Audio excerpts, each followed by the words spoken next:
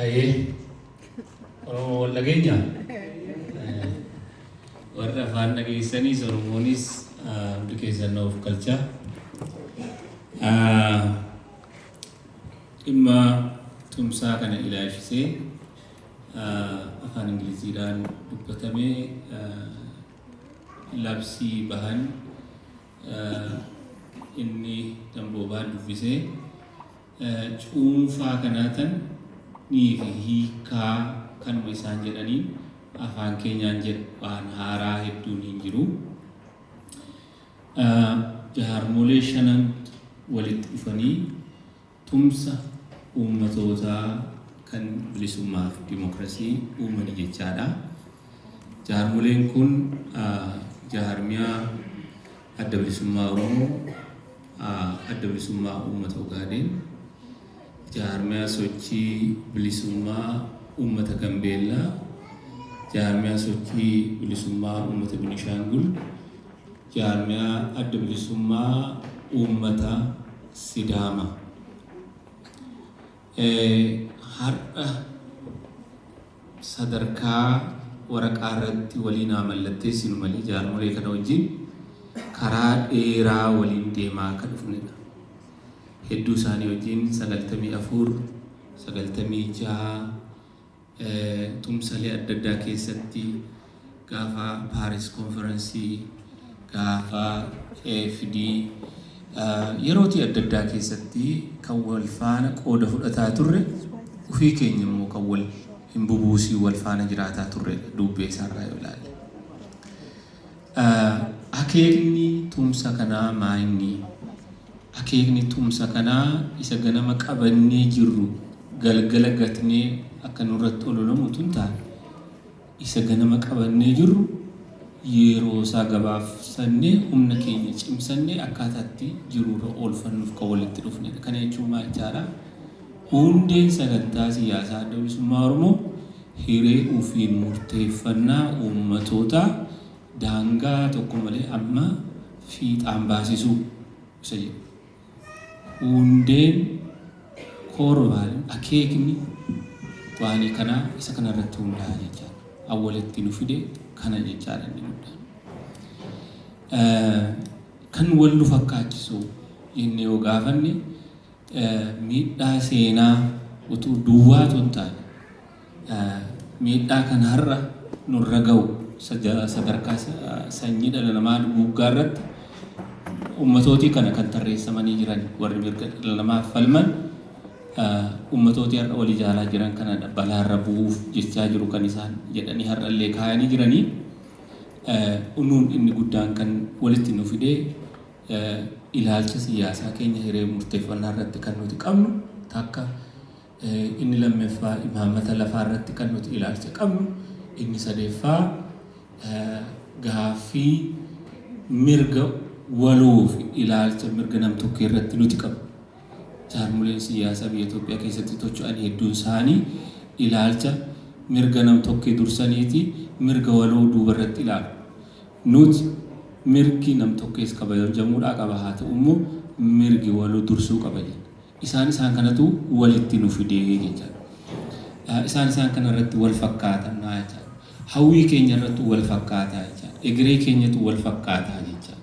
Isa kanaaf karaa dheeraa haguma wal deemaa waliin deemaa dhufne ammallee waliin deemuuf hiree qabna jennee gatii irreennedha kanatti seenaa jiru.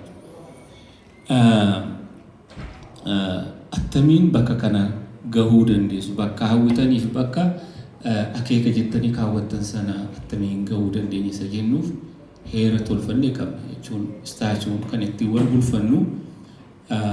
Istaachuun kun kan inni nuuf akeeku humna keenya karaa waraanaa, karaa siyaasaa, karaa dippiloomaasii, karaa sochii uummataa hooggana gamtaa tokko jalatti waliin qindeeffannee gaggeeffachuu kan jedhu irratti hundaa'a jechaadha. Kanaaf biyya keessaa alaa jaarmoleen keenya jooyintilii akka isaan hojjetan qajeelfamni bakka tokkorraa nu baha. Akkasiitiin kan hawwine sana gahuuf karaa keenya nu gabaabsuuf nu gargaara jennee itti seenaa jirra. Karaa gara biraa yeroo kana gootan keessi keenya attamitti ilaaltanii isa jedhuun waa tuqee darba kana keessatti keessa keenya isa jedhu waan lama kaasa. Tokko walabummaa jaarmummaa adda bilisummaa Oromoo. Jaarmiyaan kun sagantaa siyaasaa isaatuun tuqamiin caasaan isaatuun tuqamiin walabummaa isaa eegameeti kana keessa jiraate jechuudha. Inni lammaffaa uummata keenya keessatti uummanni keenya bal'aa garaagarummaa addaa ilaalcha siyaasaa garaagarii qabaachuun isaallee bal'aa miti.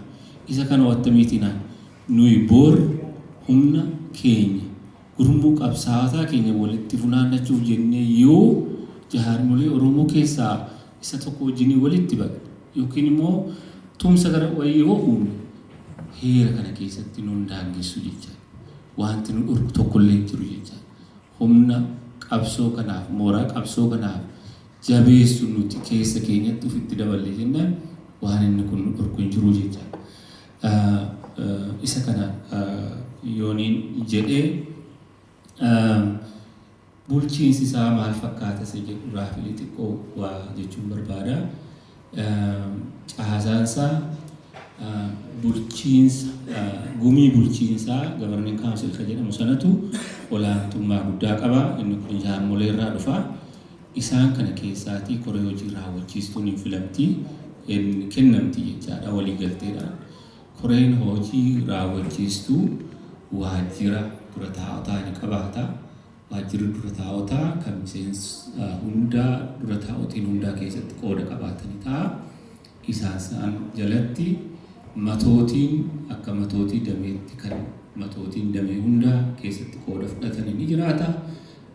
Sekretariyaat yookiin immoo barreessitoonni akkasuma ekskiyutiivii jala jiraatu. Isaan kana irraa ala walabummaa akka qabu kan auditing commission yookiin to'ataan kophaatti kan qabeenya dhaabichaa sirna hojii dhaabichaa to'atuun jiraata. Sirna seeraa kan hordofu legal commissioniin ni jiraata jechaadha. Isaan kanaatiin caasaan kun hoogganamaa eenyu miseensa tumsa kanaa ta'a isa jedhu inni jalqabaa hundee jennee kan nuti lafa kaawwanne sana hiree ofiin murteeffannaa uummatootaa hanga bilisummaatti jaarmiyaan fudhatu miseensa kanaa ta'uu danda'a yoo konsesmentiidhaan nuti hundi keenya irratti walii gale jaarmiyaan kun balaa nutti fidu jedhamee walii galame duwwaa walii galtee hundaadhaan jaarmiyaan tokko miseensa ta'uu danda'a. Gara biraa wanti jarri jedhan irraa kananiin waa isinii jedhu kanaaf natti fakkaatu waa allaansii kana keessatti qooda dargaggoo fi qooda dubartii ifattidha. Qaama hoogganaa keessatti akka isaan institutionally akka isaan keessatti qooda fudhatanitti taa'ee jira mirga isaanii. Kanuma gaaffiif deebii booda keessatti irratti deebuu dandeenya. Kan dhaggeeffattaniif galatoomaaf fayyaa naa ta'a.